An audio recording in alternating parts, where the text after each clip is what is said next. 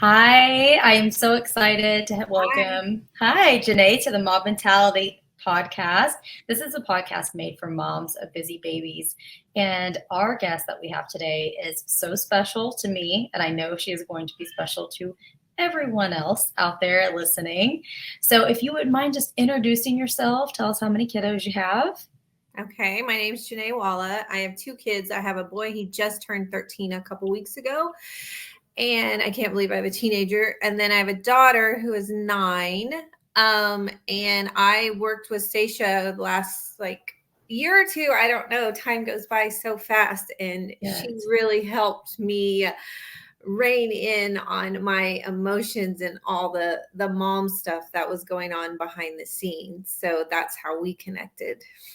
Yes, and you have been someone that has been so supportive of me and my journey and dealing with my son and through his diagnosis of being diagnosed with autism. And that's something that we share in common. And you have significantly touched my life, and your words of advice always stick with me. So I just knew that you had to come on and share your expertise in all things motherhood with all of us that are dealing with extra busy kiddos.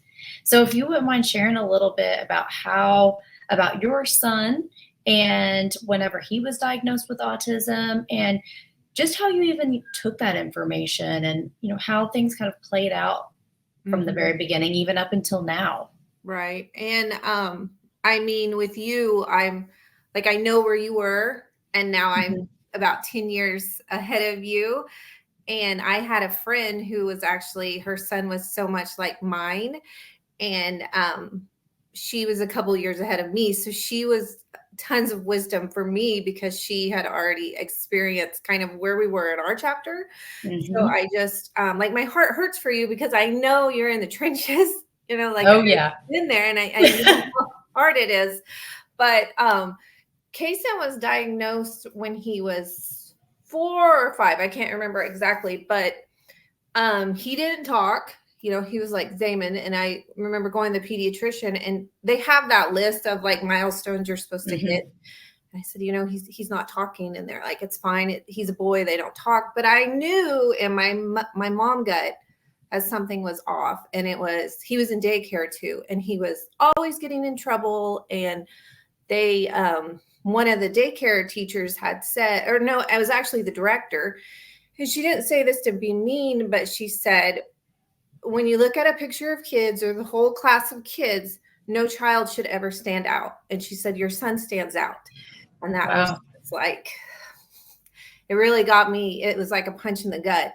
But they were a great resource for us of like where we needed to go next, like our next steps, because he was my first child.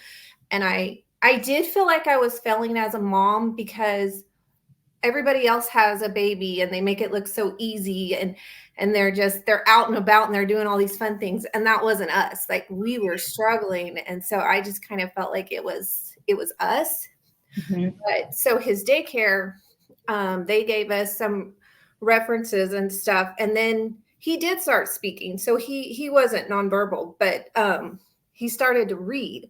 So he started to read when he was 2.5 years old. Oh wow. And it was just actually, I didn't know it was such a big deal until we would talk to other people, and they're like, yeah, kids aren't reading when they're 2 years old.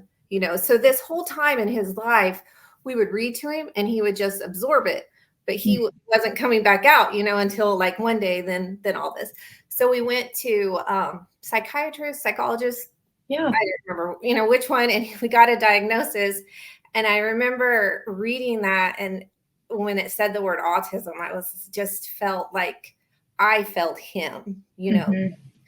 Like, what do I do? I don't know how to help him now, like, what do we do? But along the way, we this person knew this person knew this person, and everybody kind of, I got words of wisdom from everybody. But one thing that everybody, would say is like,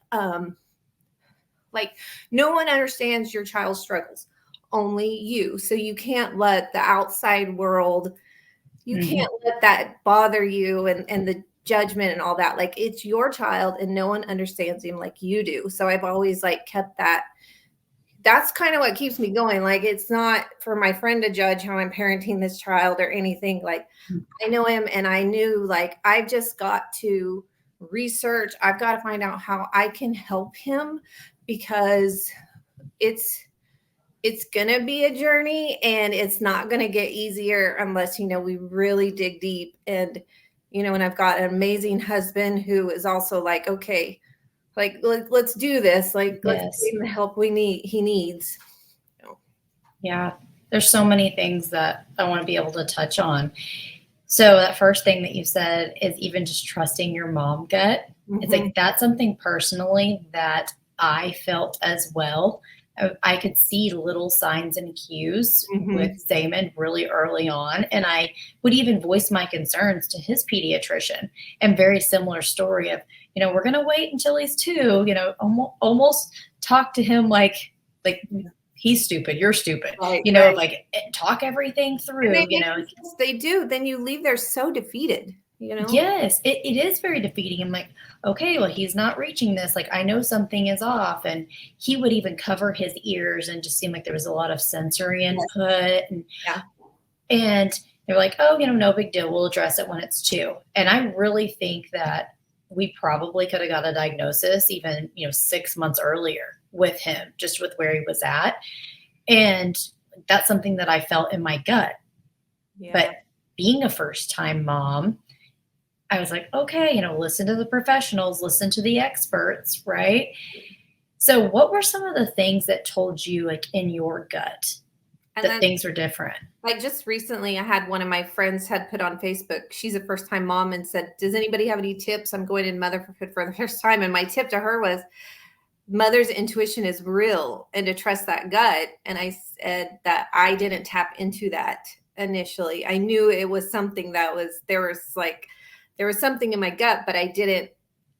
I kind of was like you. I was listening to what the outside world was telling me.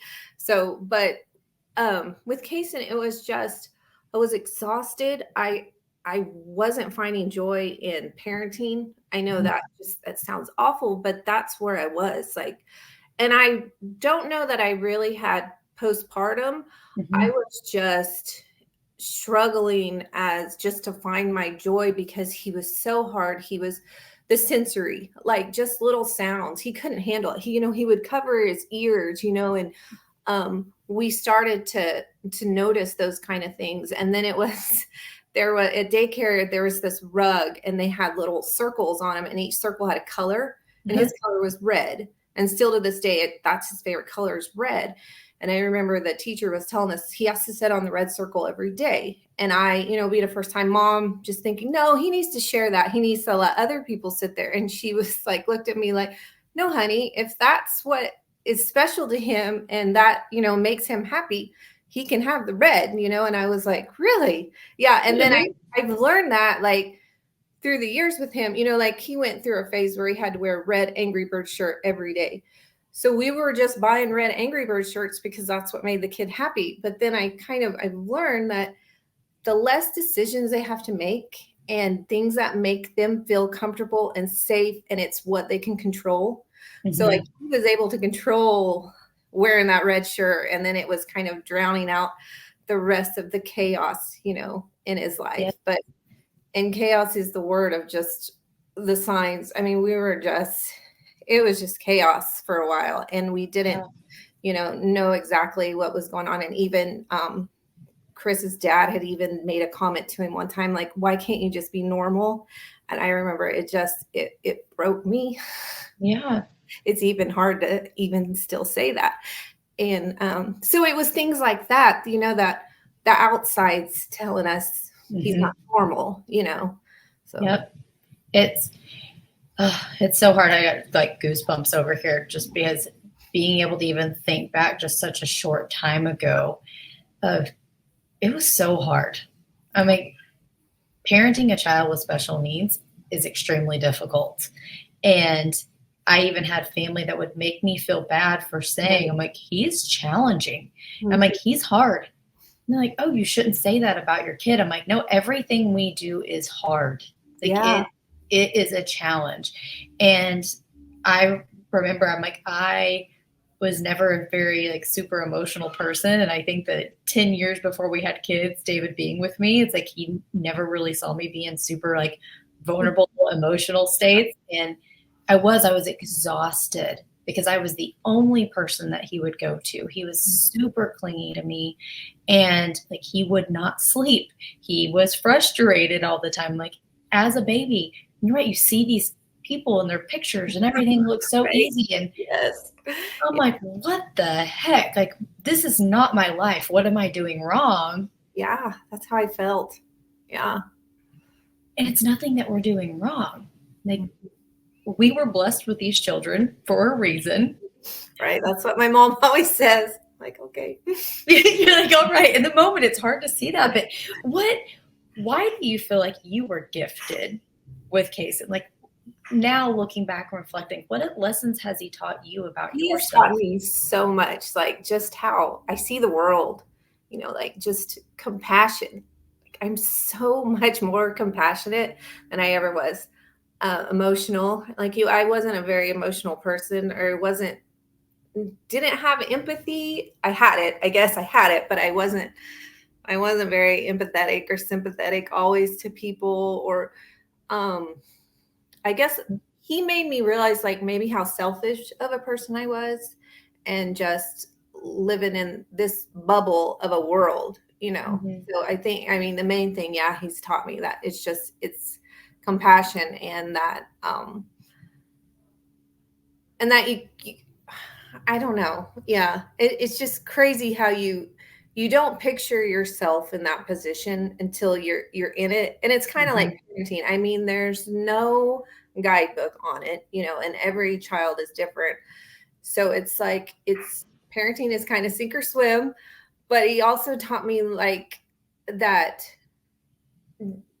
do my own research too, you know, like find out, like if I don't, like the doctor might be telling me something, but I don't think that's right. It also taught me to be able to stand up for that and to advocate, Mm-hmm. you know, and I never had that before. I never had that self-confidence to be able to stand up for myself and disagree that, you know, Mm-hmm. I don't agree with what you're saying. And now I'm able to do that. I'm able to advocate for him. I'm able to advocate for myself, and, you know, and just have more confidence. And a lot of that has came from being a mom to him.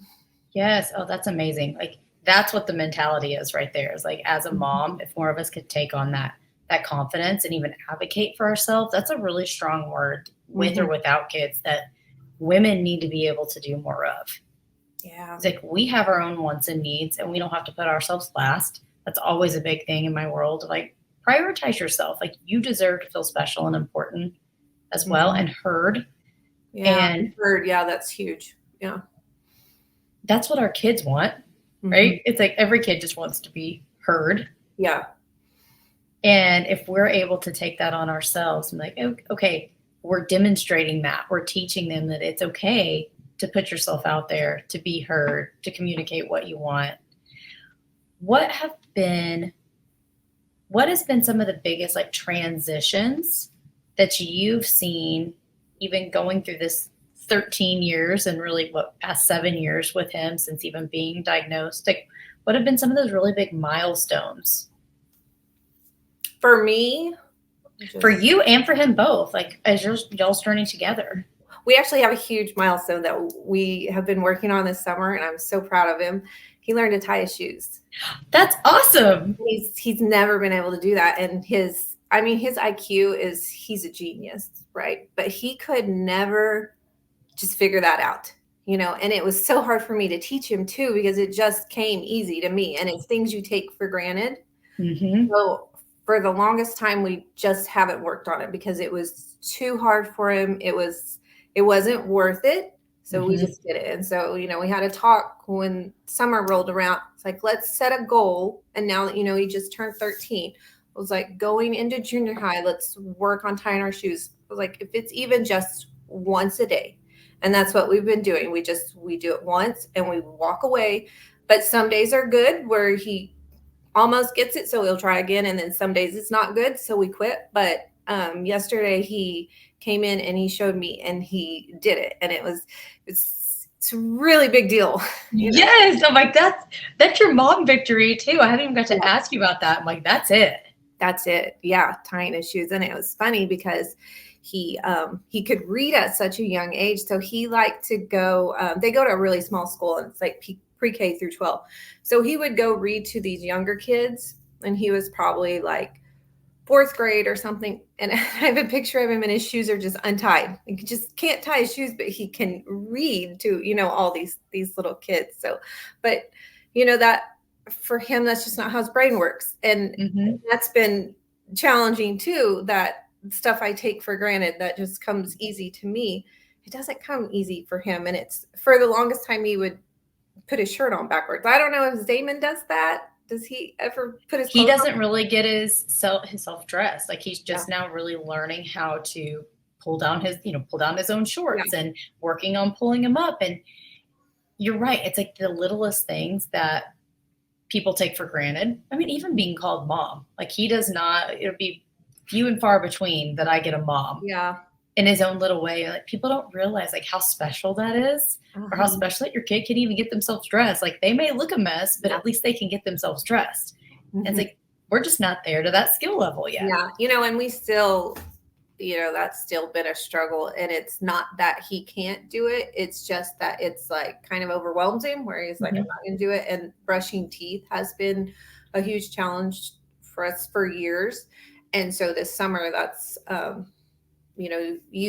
I have a list that he's got to go through before he earns electronics, and electronics are his life, So, and it's brushing his teeth. And there's some days he will just have a meltdown. Like, I can't do it. Will you help me put toothpaste on my toothbrush and all that? And I just stay really patient with him, because I know that he can do this. It's just in his head, he's shutting down. So, and that's a lot of what I've learned too, is patience. So much patience. I want to be able to talk to you about that, because I know that when we work together, I'm like, we got you to the number on the scale. Yeah. Your workouts were great. Like, as far as fitness, nutrition, those things. I needed you as my therapist. And a lot of times that's what a lot of us need, is like, it's that accountability. It's that support. How do I manage my home life? How do I manage the stress and the chaos that I have going on, and actually be able to take care of myself in the midst of everything? And I really do believe in keeping things super simple. So it's like, we're already overwhelmed enough. We don't need more. We need to fill our best with keeping things basic. And I know that's something that we really talked about, is you being able to develop more patience, being able to emotionally manage home life and these difficult situations and these meltdowns. Can you share a little bit about how that impacted just your day-to-day functioning? Yeah. I think for the longest time, though, I was just in fight or flight. I was just in survival mode. So I was just hanging by a thread, and I had no patience in me. I was just a ticking time bomb, and I've learned, like, through working with you, it's like, I've got to meet him where he is, and I know there was one day I shared with you, and I had to go pick him up from school, and I couldn't even get him in the house. So he was in the driveway melting down. So I just laid down with him. I was like, I'm going to meet you where you are. And I just stayed calm and, worked on breathing. We both worked on breathing, like, okay, take a deep breath and not just escalate the situation. Probably before it'd be like, let's get in the house. Come on.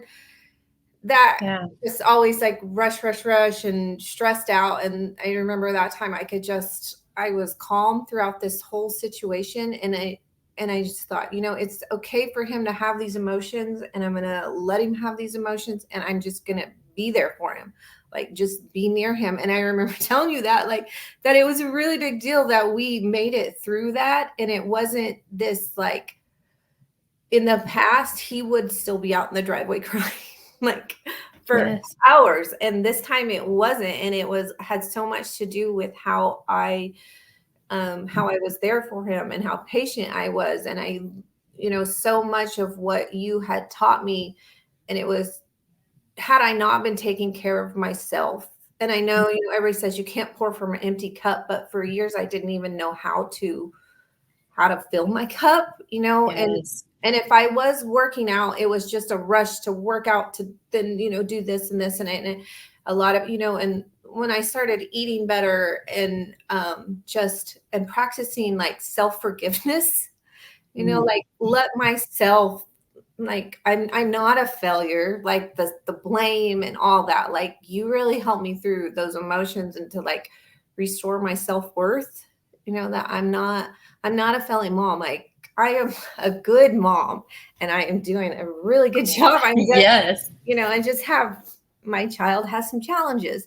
So, I even feel calm just talking about that now. And like talking about it a year ago, I'd probably just be like a puddle of tears, because it's just, there's so many emotions that get brought up when you talk about this. But like, I just have overall, like everything overall, it's better health. And when I'm able to control this, it feeds to my whole family, husband, kids, everybody can feel when mom's off. And it's okay to be off. It's okay to be angry, but I can't sit there for a whole day and, stew in these emotions, like feel angry, be disappointed, but it's not ruining my day, And before, when we would have issues with Kason, it would like bring me down, and then I would turn to food or, I didn't know where to turn, and you've kind of given me tools to help me just kind of push that reset button and keep going. Yes. You have so much more patience with yourself. Yeah. And that self-forgiveness is huge. And so many moms can use that self-forgiveness, whether you're dealing with a child with special needs or not. Every mom, yeah. Mm-hmm. Is, we're all going to have rough days, and being able to get through those rough days in the best way possible, and knowing that you have it in you. It's like you have everything inside of you that you need in order to be a great mom, in order to be able to take care of yourself and completely transform your family. And I'm so glad that it's like you found that and you've kept that. Mm-hmm. Yeah. I can even tell by the goals that you set. It's like, we set a goal for the summer. It's like that came from your ability and your skill set to be able to set those goals for yourself and keep them really small and celebrate these huge wins. Yeah. Right. Yeah. What's been one of your personal wins in the past over this summer?